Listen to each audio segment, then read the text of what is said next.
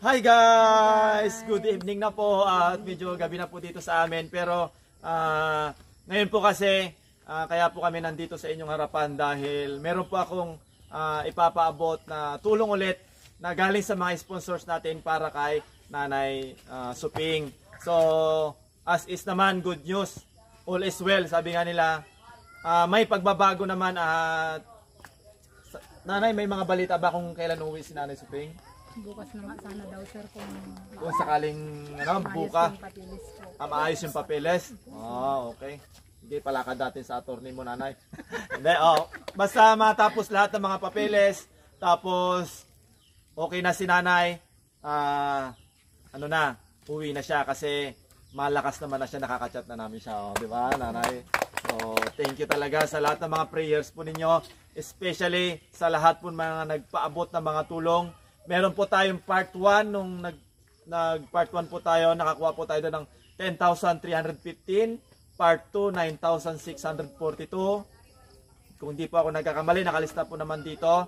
So ito guys, pangatlong pagkakataon na meron na naman po nagpaabot at ako po ay nagta-thank you kay Ma'am Geraldine ng Hong Kong na nagpaabot po kay Nanay Suping ng 1,100 pesos. Yan. Tapos, meron na naman po kaninang umaga lang, si Ma'am Pinky from Italy na nagbigay po ng 1,000 pesos. Okay? So, umabot po siya ng 2,100 pesos po ngayon at ibibigay ko ito kay Nanay. Yan. Ako po muna, sige, si Nanay muna. At ano kayang masasabi ni Nanay sa lahat ng mga sumusuporta at lahat ng tumulong?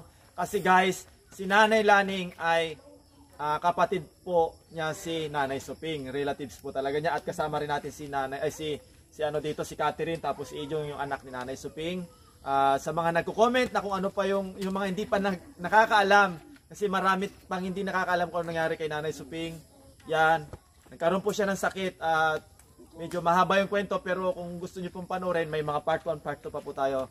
Pero ang gusto kong kung ano kaya yung nasa puso ni Nanay Laning para sa kanyang kapatid na tulong ng mga sponsors natin. Nanay, may masasabi ka, Nanay? Una po sa lahat sir, magandang gabi po sa inyong lahat. Yan, gabi na talaga no, Nanay. Maraming salamat po sa inyong lahat po na tumulong po sa kapatid ko po. At pati na rin po tong ngayon po yung dalawang nagbigay po. Maraming salamat po ma'am sa binigay niyong tulong po sa kapatid ko po. At sa lahat na rin po ng tumulong sa kanya, siyempre po kung wala kayo, wala po talaga kaming magastos sa kanya. Ang hirap po namin naghahagila po ng pangbili po ng gamot niya para lang po sa kalakasan po niya. Kung wala po yung mga tumulong sa kanya, wala po kaming alam po na pagkukuhanan. Mabuti na lang po mayroon po si Sir D na sumusuporta po kay Nanay Suping. Hindi ko na alam sa. Maraming salamat po sa inyong lahat. Salamat po sa tulong nyo. Okay. Tapos may masasabi ka, ate, para sa mga tumulong kay mama mo. Ngayon magaling na siya, no? Sabihin mo na kung ano yung gusto mo sabihin sa mga... Maraming salamat po sa nagbigay po ng tulong kay mama. Malaking tulong na po yan pang paggamot niya. Okay. Maraming salamat. Okay, ikaw, kuya. Maraming salamat po sa mga nagbigay kayo ng tulong sa mama ko. Malaking tulong na po yun pang paggamot at saka pang bili po ng makakain. Maraming salamat. Okay, yan. Thank you. At yun nga, grabe guys. Walang imposible. Kumbaga, gumaling nga si Nanay dahil sa mga prayers ninyo. At ako po ay nagta-thank you sa lahat po talaga ng mga tumulong. Ako guys, sa totoo lang, nahihiya ako sa harap ng camera. At nakita nyo po, halos first time ko lang talaga humingi ng tulong sa mga followers natin. At hindi ko inaakala na parang, if ever na meron man, kasi sabi ko naman po doon ang bukal sa puso nila. Kasi kahit papano kami mismo mayroon akong inabot. At alam ko naman po, lalo yung mga kamarites natin, syempre hirap din sila sa buhay. Para syempre gusto ko kahit na yung prayers na lang nila yun nandyan. So hanggang dito na lang po yung video namin. At ipagpipray po namin lahat ng mga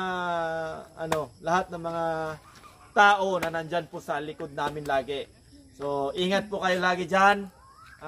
Advance Merry Christmas and Happy New Year. Bye-bye!